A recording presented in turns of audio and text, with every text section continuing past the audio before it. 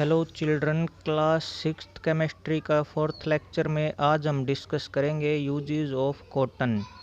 सबसे पहले कहता है cotton fibres are used for manufacturing cloths and linen. इससे कपड़े और लिनन तैयार किया जाता है। लिनन भी एक प्रकार का क्लॉथ ही होता है। एग्जाम्पल के तौर पे जुराबें बनानी है, टी शर्ट बनानी है, बेड शीट चाहिए, ये जनरली कॉटन की ही बनाई जाती हैं। Cotton clothes are comfortable in hot and humid conditions because they are soft to touch, absorb sweat and let the air in.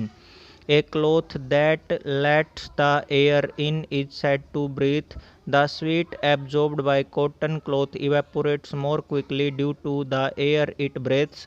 It results in cooling down the body. ये important question बनेगा बेटा। यहाँ से क्या कहता है, cotton के जो कपड़े होते हैं वो गर्मी के मौसम में और नमी वाले मौसम में कंफर्टेबल होते हैं। पहली बात तो वो छूने में सॉफ्ट होते हैं। दूसरी बात, पसीने को अवशोषित कर लेते हैं और अपने अंदर से हवा को गुजरने देते हैं। और कोई भी कपड़ा जिसके अंदर से हवा पास हो सकती है तो हम ये कहते हैं वो कपड़ा सांस ले रहा है। जो पसीना अवशोषित किया है कॉटन ने, वो उसको जल्दी ही इवेपोरेट कर देगा। क्यों? क्योंकि उसके अंदर से हवा की प्रोसेसिंग हो रही है, पासिंग हो रही है, क्रॉसिंग हो रही है। और जब इवेपोरेशन होगा पसीने का तो हमारी बॉडी को ठंडक महसूस होगी। तो यहाँ से आप एक एक्स्ट्रा क्वेश्चन बनाएंगे बेटा, why cotton clothes are comfortable in hot and humid condition. और आंसर में आप लिखेंगे पहला यहाँ से लेकर बिकॉज से लेकर इन तक, और दूसरी लाइन आप यहाँ से डाल देंगे the sweet absorbed bye cotton clothes इवेट more quickly, यहाँ तक डाल देंगे। और लास्ट लाइन आप लिख देंगे it results in cooling down the body. 3 point आप इसके। Cotton is blended with other fibers to make mixed fibers like terracotta. Cotton को कुछ दूसरे रेशों के साथ मिक्स किया जाता है और मिश्रित रेशे तैयार किए जाते हैं, जैसे कि टेरिकोट। गन कॉटन एक एक्सप्लोसिव है। एक्सप्लोसिव मीन्स विस्फोटक पदार्थ है। ये भी कॉटन से ही बनाया जाता है।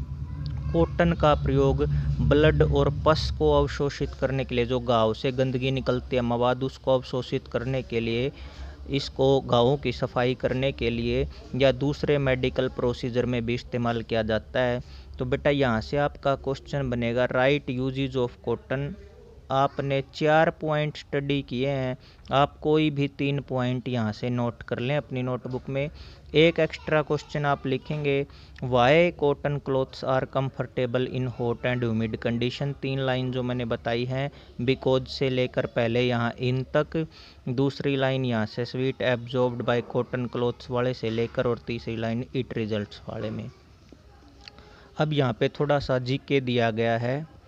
कहता है जो अर्लीस्ट रिटन रेफरेंस हैं कॉटन के इंडिया के अंदर, वो ये कहते हैं cotton has been growing in India for more than 3000 year. 3000 साल से भी ज़्यादा सालों से कपास की खेती भारत में हो रही है। But cotton was used by Egyptians as early as 14000 years ago. लेकिन जो इजिप्ट के निवासी हैं वो कपास को 14000 सालों से भी पहले से उगाते आ रहे हैं। अब तक आपने जितना पढ़ा है उसके बेस पे बेटा आपकी ये पहली टेबल बनती है MCQs की।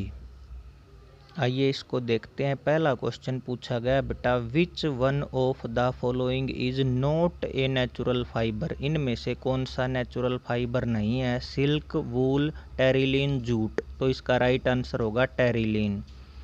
अगला क्वेश्चन है विच ऑफ दीज फैब्रिक्स।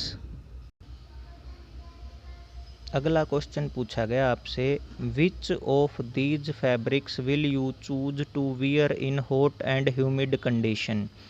गर्मी और नमी वाली परिस्थितियों में आप कैसे कपड़े डालेंगे? वूल के, नाइलॉन के, सिल्क के या कॉटन के? आपने अभी पढ़ा था इसी लेक्चर में, कॉटन के जो कपड़े होंगे वो कंफर्टेबल होंगे।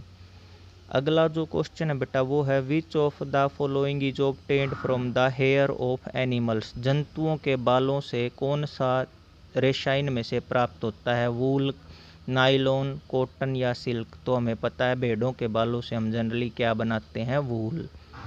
फोर्थ क्वेश्चन है which type of soil is good for the growth of cotton plant? जब हम कॉटन कल्टीवेशन डिस्कस कर रहे थे तो हमने पढ़ा था कॉटन की खेती कौन सी मिट्टी में सबसे बढ़िया होती है, ब्लैक सॉइल, काली मिट्टी में।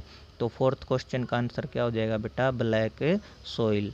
अब फाइबर से फैब्रिक कैसे बनेगा ये हम अपने अगले लेक्चर में डिस्कस करेंगे। Till then thank you, have a nice day.